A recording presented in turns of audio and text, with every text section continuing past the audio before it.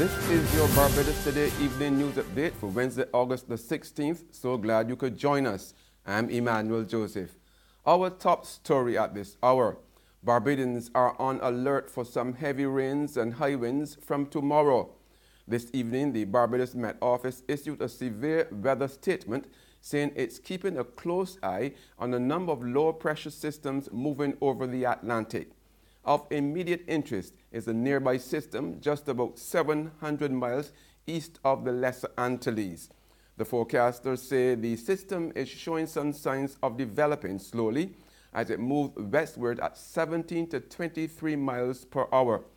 The Met Office warns that regardless of development, the island is likely to experience some moderate to heavy showers, periods of rain, scattered thunderstorms, and occasional gusty winds from tomorrow afternoon into early Friday. Now, it's also cautioned that a flood watch and warning could be issued at short notice. Residents in Bottom Close, the Pine St. Michael, are angered at last night's brazen shooting incident, which left two of their own injured. According to eyewitnesses, gunmen drove up to a popular lining spot in the community and opened fire.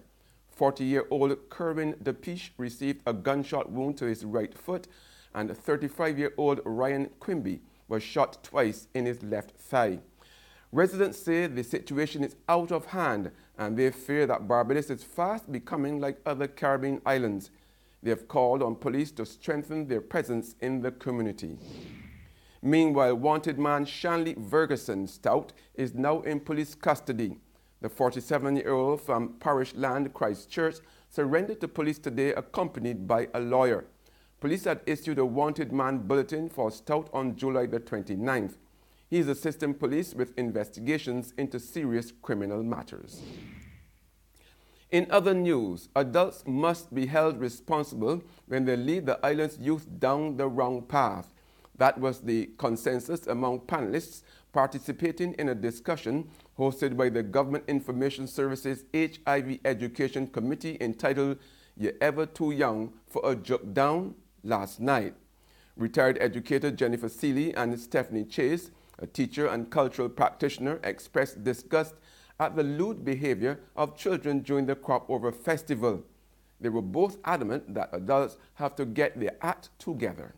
I believe adults must be held accountable That's right. for those actions. You're luring young children into negative behaviors. Behaviors that can take them down a very dangerous road. And you need to be made accountable, charged if necessary. Parents have to be responsible. The same way if a child breaks Carrie's headlights and the parent has to pay to replace that headlight, when you place your child in danger, you should be held accountable. Of course. Because at the end of the day, if something happens to that child in particular, it falls on the state, because all of us will feel the ripple effect if all our children start going down the wrong path.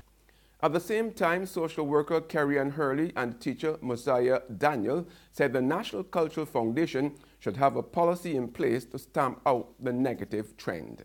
I feel like if a policy is put in place, say from NCF or whoever, that this is not allowed, then even the promoters need to be held accountable. Yes. Leaders. You know?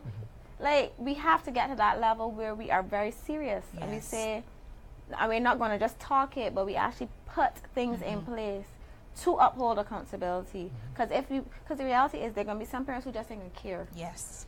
And if the parents don't care, then somebody has to. Moving around in this society, there's my Barbados, you know what I mean? And if I see something happening that I don't appreciate or that I don't think a child should be doing, I am going to take a stand and say something about it. Yeah. They could cuss me, I don't say it. Ain't matter. I am going to stand and say this is not appropriate for your child. What will you do when X happens? We need to take responsibility and say, I will not allow this to happen in my space. It cannot happen in my space. Correct. Years down the road, then we wailing, we crying. What happened to my Barbados? There's regional and international news after this short break. Morning, Miss Oya. Morning! You again? So you're washing cars now? Well, I can't keep up with you at all. Yes, girl, you know they're going provision to selling slow. And I don't sell nation newspapers at all because them don't sell. So I washing cars now. I like to get up before 8:30 because I can't take the hot sun. You want the car wash? No, not today. It clean. But you're going in very early though? Yeah, I just going early so I can read the Barbados today online before work starts. Right. But you can still let me clean the vendor for the $2. At least it's still cheaper than the nation newspaper. All right. I got a special boo here that I got it shiny. Thank you. Enjoy your day here. You too. All right. What that paper is? She can see clearly when the dirt is gone. The Barbados Today, news you can trust.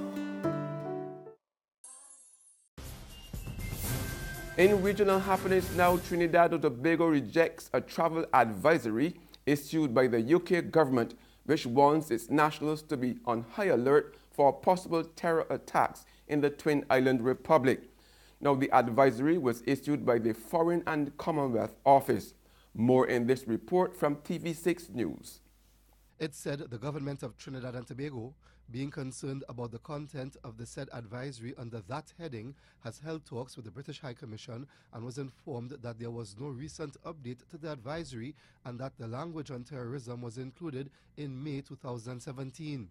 The ministry said the government has registered its concern at the specific language used in the advisory and has confirmed that there is no intelligence, and in particular no specific intelligence, which provoked the use of this language. The ministry further said the government continues to work closely with its international allies, including the British, with respect to counterterrorism and the sharing of intelligence, all aimed at ensuring that the nation's citizens and persons in Trinidad and Tobago are safe. Former National Security Minister Guy Griffiths said the latest travel advisory emanating from the UK on Trinidad and Tobago is unfortunately greatly exaggerated and not in sync with the true nature of the threat of terrorism in this country. Further afield, the police in the Philippines report that 32 suspected drug dealers were killed in shootouts across the province in the Philippines. Police conducted 66 buy-bust operations as the country continues to wage a war against the illicit trade. We get more in this report from CNN. This is part of the new war on drugs in the Philippines. Police and a local government official going house to house, calling out residents by name. The authorities call these operations knock and plead. They go door to door, inviting suspected drug users and dealers to voluntarily surrender themselves to the authorities. And so far, we haven't seen anybody turn down the invitation. Police lead suspects back to town hall. Here, urine tests, fingerprints, and mug shots look an awful lot like procedures for an arrest, until the new arrivals are instructed to take this oath. I voluntarily surrendered to the police and government authorities that I am an illegal drug user. More than 500,000 Filipinos have turned themselves in this way in just 7 weeks, says the country's brand new national police chief. With no evidence, arrest warrant, or trial, many of them will just end up on a watch list. We have zero tolerance for drugs. So as much as possible, we want to have a drugless society. Is that realistic? No, it cannot be achieved. And that's news, but for the very latest, visit our website at www.barbadostoday.bb. You can also subscribe to our e-paper, email updates, and like us on Facebook. We are also on Izumi Media in bus terminals and screenplay at supermarkets and gas stations near you. Or you can also tune in to Mix 96.9 FM for more news. I'm Emmanuel Joseph. Have a fantastic evening.